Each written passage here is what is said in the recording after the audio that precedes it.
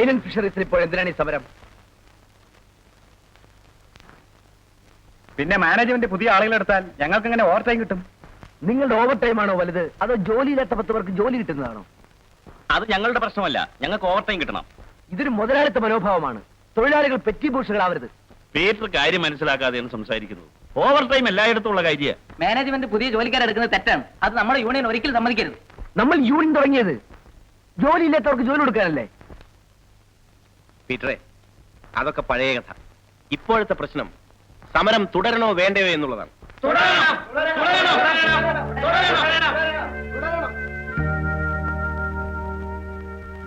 ഞങ്ങളുടെ പ്രസിഡന്റിന്റെ പോക്ക് ശരിയല്ലെന്ന് എനിക്ക് നേരത്തെ തന്നെ അറിയാം. പക്ഷെ ഇപ്പോ തൊഴിലാളികളും ഞങ്ങളുടെ സ്വന്തം ആൾക്കാരെന്ന് വിചാരിച്ചിരുന്നവര്, സേവിയർ പോലും ഒരുത്തരും മറ്റുള്ളവന്റെ കാര്യത്തെക്കുറിച്ച് യാതൊരു ചിന്തയില്ല. തൻ കാര്യം മാത്രം. തൊഴിലാളിയും നേതാവും എല്ലാം വഴിതെറ്റുന്നു. ഈ ട്രേഡ് യൂണിയനെ തെറ്റാണെന്ന് എനിക്കിപ്പോ തോന്നിപ്പോകുന്നു. ട്രേഡ് യൂണിയൻ പ്രസ്ഥാനത്തെ കുറ്റം പറയാൻ നീ ആരാടാ? വർഷങ്ങൾക്ക് മുമ്പ് സഖാവ് കൃഷ്ണപിള്ളയും AKGയും സുഗതൻ സാറും TV തോമസും മുഴക്കിയ വിപ്ലവത്തിന്റെ ശബ്ദം ഈ നാട്ടിലെ ഫാക്ടറി തൊഴിലാളിയെയും വയലോരെ തടിമപ്പണി ചെയ്യുന്ന കർഷക തൊഴിലാളിയെയും ഒന്നുചേർത്തു. അവരെ ബന്ധിച്ചിരുന്ന അടിവശങ്ങലകൾ പൊട്ടിച്ചെറിഞ്ഞ് അവരണിനിരന്നു. വർഗശത്രുക്കളെ നേരിടാൻ അരിവാളും ചുറ്റുകയും ഒന്നു ചേർന്നു. മുതലാളിയുടെ ഗുണ്ടകളും പോലീസും പട്ടാളവും ചേർന്ന് അടിച്ചമർത്തിയിട്ടും അവർ തോറ്റില്ല. ആയിരങ്ങളുടെ ചോരയിൽ മുക്കിയെടുത്ത ചെങ്കൊടികൾ ഉയർന്നു. അത് നാടാകെ പടർന്ന് അജീയമായൊരു ശക്തിയായി വളർന്നു. മഹത്തായ ആ ട്രേഡ് യൂണിയൻ പ്രസ്ഥാനത്തെ ഇന്ന് ഈ നിലയിലേക്ക് എത്തിച്ചത് ഇവിടത്തെ വഷളും രാഷ്ട്രീയക്കാരും ട്രേഡ് യൂണിയൻ നേതാക്കളുമാണ്. അവരുടെ ഹീനമായ ആവശ്യങ്ങൾ നേടിയെടുക്കാൻ തൊഴിലാളികളെയും ട്രേഡ് യൂണിയൻ പ്രസ്ഥാനത്തെയും അവരൊരു കരുവാക്കി. മുമ്പൊക്കെ ചുവപ്പെന്നും സഖാവെന്നും പറഞ്ഞാൽ കമ്മ്യൂണിസ്റ്റായിരുന്നു. ഇപ്പോ എല്ലാ പാർട്ടിക്കാരും ചുവപ്പായി, എല്ലാവരും സഖാക്കളുമായി. എല്ലാവരും പറയുന്ന ഒന്നാണ്, വിപ്ലവം. എല്ലാ നേതാക്കന്മാർക്കും ഒന്നേ ഉള്ളു ലക്ഷ്യം, പണം. ഇവർ ചെയ്ത ഏറ്റവും വലിയ ദ്രോഹം തൊഴിലാളികളെയും വഴിപിഴപ്പിച്ചു എന്നതാണ്. നഷ്ടപ്പെടാൻ വിലങ്ങുകൾ മാത്രമുള്ള തൊഴിലാളി വർഗം ഇന്നില്ല. കിട്ടിയ സ്വർഗവുമായി കുത്തക മുതലാളിത്തത്തോടൊപ്പം ലാഭം പങ്കിട്ടെടുക്കുന്ന ഇത്തിക്കണ്ണികളായിട്ട് തൊഴിലാളി ഇന്ന് അധപ്പതിച്ചുകൊണ്ടിരിക്കുകയാണ്. എടാ പീറ്ററെ, ട്രേഡ് യൂണിയൻ പ്രസ്ഥാനത്തിലല്ലടാ തെറ്റ്, ഇന്നത്തെ അതിന്റെ നടത്തിപ്പുകാരിലാണ് തെറ്റ്. ഇതെല്ലാം കണ്ട് മാറിയെന്ന് കുറ്റം പറയുന്ന നിങ്ങളിലാണ് തെറ്റ്. തെറ്റിനെ എതിർക്കണം, തിരിഞ്ഞെന്ന് പോരാടണം. ആദർശചാരിയായ ചെറുപ്പക്കാരൻ ചെയ്യേണ്ടത് അതാണ്.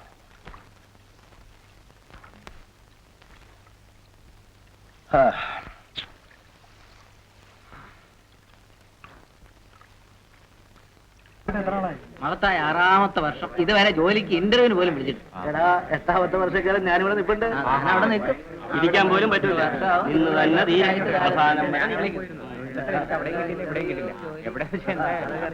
അവകാശങ്ങൾ തന്നേ തീരൂ, അന്നേ തീരൂ ഞങ്ങളുടെ സമരം. അവകാശങ്ങൾ തന്നേ തീരൂ, അന്നേ തീരൂ ഞങ്ങളുടെ സമരം. തൊഴിലാളികളെ തൊട്ടു കളിച്ചാൽ പകരം ഞങ്ങൾ ചോദിക്കും.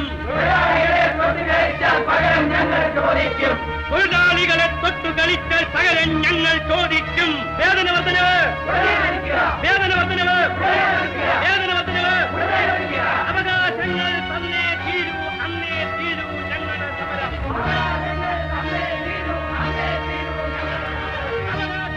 അവന്മാരുടെ ഒരു പഴിമുടക്ക്.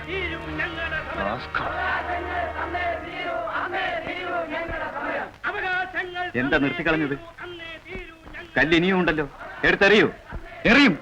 തൊഴിലില്ലാതെ നമ്മളിവിടെ കിടന്ന് നരയിക്കുമ്പോ ഉള്ള ജോലി ചെയ്യാതെ പണിമുടക്കി നടക്കുന്ന വെണ്ടൊക്കെ നേരെ കല്ലല്ല എറിയേണ്ടത്, ബോംബാണ്. എങ്കിൽ അവരും നമ്മളും തമ്മിലുള്ള വ്യത്യാസം എന്താണ്? അവകാശങ്ങളുടെ പേരും പറഞ്ഞ് ഇവര് കാട്ടിക്കൂട്ടുന്ന നശീകരണ പ്രവൃത്തി കൊണ്ടാണ് ഉള്ള സ്ഥാപനങ്ങൾ ഇവിടെ വളരാത്തതും പുതിയൊരു വ്യവസായം ആരും തുടങ്ങാത്തതും.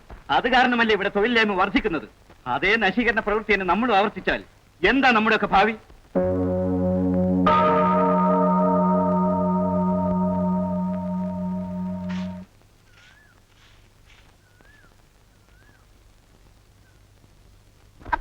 ഏയ് ഗുണ്ടുമോളെ,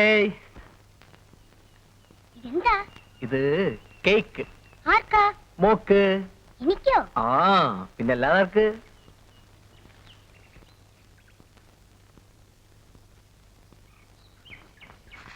ഓ, കേക്കൊക്കെ ആയിട്ടാണല്ലോ. സാറിന് എന്താ ഇന്ന് ഇത്ര സന്തോഷം? പറയാം. ഈ വീട്ടിലെ മൂത്ത പെണ്ണിനെ കെട്ടിച്ചു വിടുക. ആലപ്പുഴ പാർട്ടി കഴിഞ്ഞ ഞായറാഴ്ച പള്ളി വന്നപ്പോ അവര് നിന്നെ കണ്ടു. ചെറുക്കൻ കസ്റ്റംസ് ബോട്ടിലെ ഡ്രൈവറാ, നല്ല വെളുത്ത നിറം. എന്നെ പെരനിറക്കി വിടാൻ ചേട്ടൻ തൃപ്തിയായോ? മേരി, നമ്മുടെ അപ്പനും അമ്മയും ഉണ്ടായിരുന്നെങ്കിൽ നിന്നെ ഇതിനു മുമ്പേ കെട്ടിച്ചേച്ചേനെ. ഞാൻ ഇവിടുന്ന് പോയാൽ റാണിമോളെ ആര് നോക്കും? അവൾ എന്റെ മോളല്ലേ, ഞാൻ നോക്കിക്കോളാം. റാണിമോളെ നോക്കാൻ പറ്റിയ ഒരുത്തിയെ ചേട്ടൻ കല്യാണം കഴിച്ചുകൊണ്ടുവാ. അതിനുശേഷം എന്റെ കാര്യം ആലോചിച്ചാൽ മതി. ഞാനിനി കല്യാണം കഴിക്കില്ല. എന്നാ ഞാനും കഴിക്കില്ല. മേരി, നീ ഇങ്ങനെ വാശി പിടിക്കരുത്. വാശിയല്ല ഏട്ടാ, കുറച്ചു കാലമായി ഞാനിത് പറയണമെന്ന് കരുതിയിട്ട്. ചേട്ടന് പറ്റിയൊരു പെണ്ണിനെ ഞാൻ കണ്ടുവച്ചിട്ടുണ്ട്. ഈ കുടുംബം നോക്കാൻ അവള് മതി. റാണിമോളെ സ്നേഹമായി നോക്കുകയും ചെയ്യും. എനിക്കും കേൾക്കണ്ട. ആ, അതാരാണെന്ന് ഞാൻ പറഞ്ഞില്ലല്ലോ. നമ്മുടെ മത്താച്ചേട്ടന്റെ മോളാ, സാറ. ചേട്ടന് സമ്മതമാണെങ്കിൽ നമുക്ക് ആലോചിക്കാം. അത് നടക്കില്ല മേരി. എന്താ, ചേട്ടന് സാറേ ഇഷ്ടമല്ലേ? ഒരു രണ്ടാം കെട്ടുകാരനെ അവൾക്ക് ഇഷ്ടാവൂ?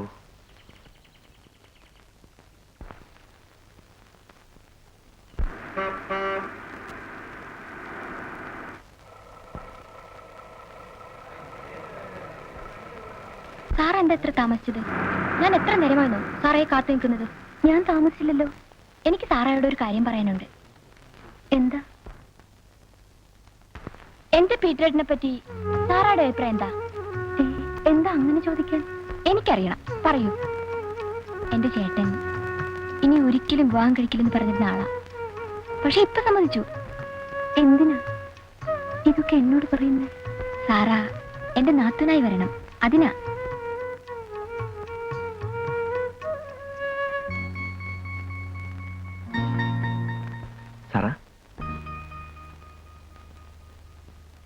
സാറേ കല്യാണം കഴിക്കാൻ എനിക്ക് മനസ്സാണ്. നിനക്ക് സമ്മതമാണെങ്കിൽ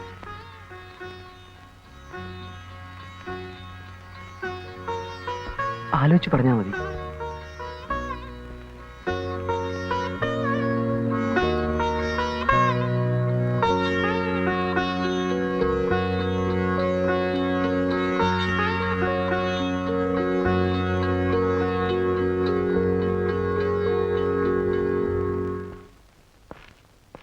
നമസ്കാരം.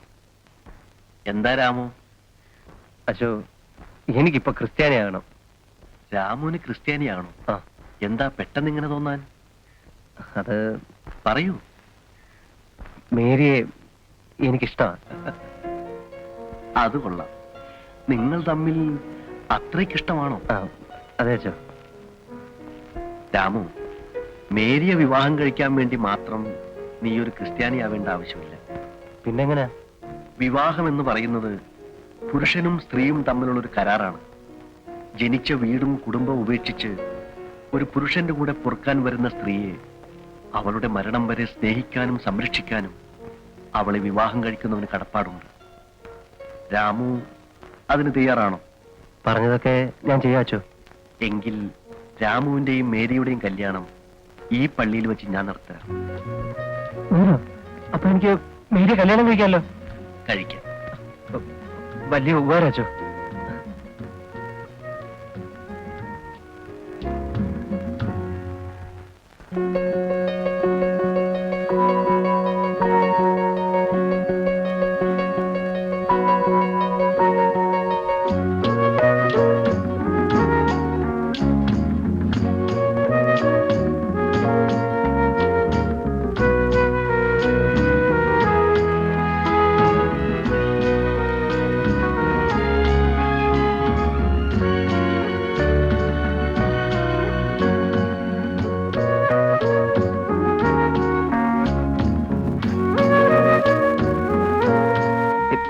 ഒന്ന് നിർത്തിക്ക, ഞാനിപ്പോ വരാം. എന്താ ഇവിടെ? ഹോട്ടലിൽ നിർത്തി മുതലാളി പോയി. എന്താ അപ്പ ഇത്? എന്തുണ്ടായി? മുതലാളി ഹോട്ടലിൽ നിർത്തി പകുതി വാങ്ങി നാട്ടിലേക്ക് പോയി. നിങ്ങളുടെ അവകാശങ്ങളെ കിട്ടിയില്ലേ? ഓ, കിട്ടി. സമരക്കാലത്ത് കുടുംബ ചെലവ് നടത്തിയ കടം വീട്ടാൻ കഴിഞ്ഞില്ല. ഇപ്പൊ കോടതി ഞങ്ങൾ ഇവിടെ ഒഴിപ്പിക്കാൻ. പോരെ, നിനക്കൊക്കെ തൃപ്തിയായില്ലേ? ഇനി നീ എങ്ങോട്ടാ പോകുന്നത്? നടു റോട്ടിലേക്ക്. ഈ പട്ടണത്തിൽ ഞങ്ങളെ പോലുള്ളവർക്ക് അന്തി ഉറങ്ങാൻ വേറെ എവിടെ സ്ഥലം കിട്ടും? എന്നെ കൊണ്ട് എന്തെങ്കിലും ചെയ്യാൻ? വഴിയാധാരമായ 10-16 കുടുംബങ്ങളെ നിനക്ക് പോറ്റാം. ഞങ്ങൾക്കുണ്ടായിരുന്ന അന്നം മുട്ടിക്കാനല്ലാതെ ഒരു ജോലി വാങ്ങിച്ചു തരാൻ നിനക്കോ നിന്റെ യൂണിയനോ കഴിയുമോ? വഴി.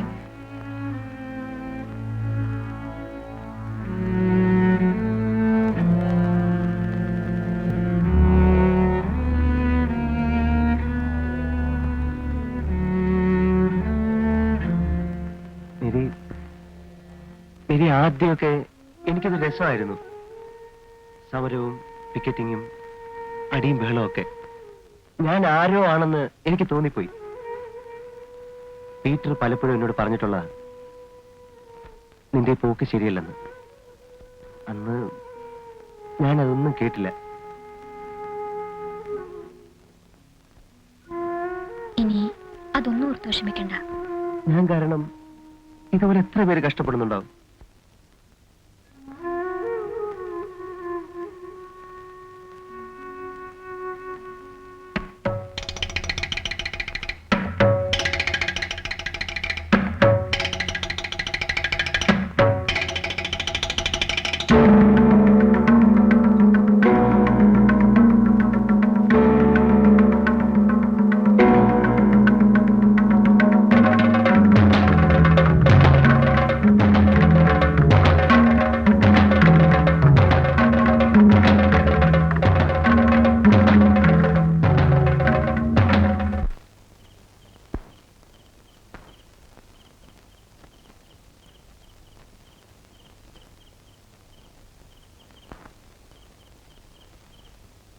ചേട്ടൻ എന്തിനാ ദേഷ്യമെന്ന് എനിക്കറിയാം. എന്റെ അപ്പന്റെ അമ്മേന്റെ സ്ഥാനത്ത് നിന്നാണ് ചേട്ടൻ എന്നെ വളർത്തിയത്. ഇന്ന് വരെ എന്റെ സന്തോഷമേ ചേട്ടൻ ആഗ്രഹിച്ചിട്ടുള്ളൂ.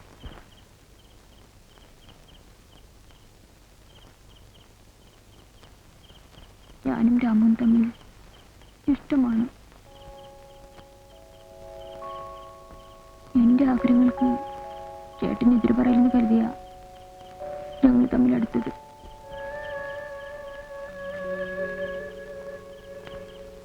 ചേട്ടന് ഇഷ്ടമില്ലെങ്കിൽ ഞാനിനി ഒരിക്കലും രാമുവിന്റെ അടുത്ത് പെരുമാറില്ല. പറയൂ ചേട്ടാ, ചേട്ടന് ഇഷ്ടമല്ലേ? എനിക്കിഷ്ടമല്ല.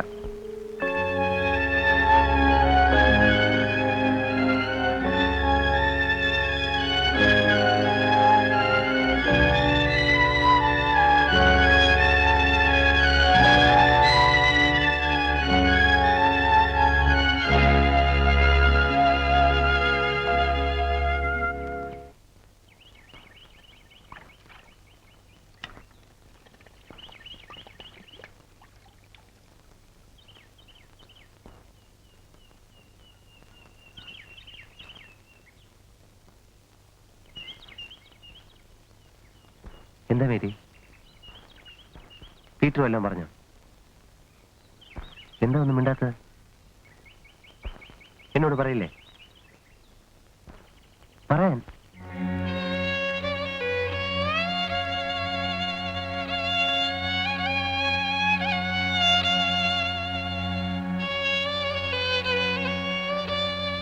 അപ്പൻ ആന്റിയെ വഴക്ക് പറഞ്ഞു. അതാ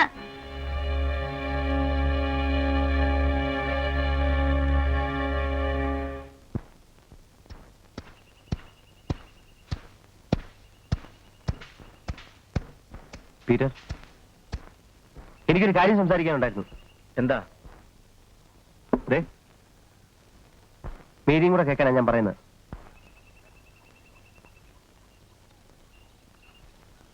പീറ്ററിന് എന്നോട് പിണക്കാ എനിക്കറിയാം, എന്നാലും മേരിക്ക് എന്നോട് ഇഷ്ടമാണ്. മേരിയുടെ ഈ പെരുമാറ്റം ചേട്ടൻ പറഞ്ഞിട്ടായിരിക്കും. എനിക്കതിന്റെ കാരണം അറിയണം.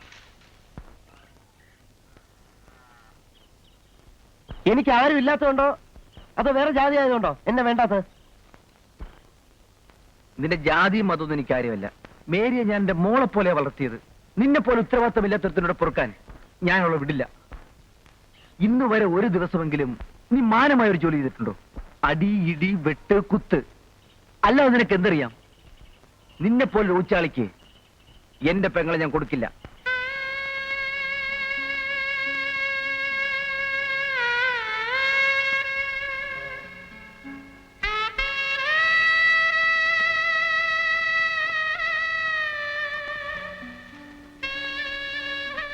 ചേട്ടാ, ചേട്ടന് തെറ്റിപ്പോയി.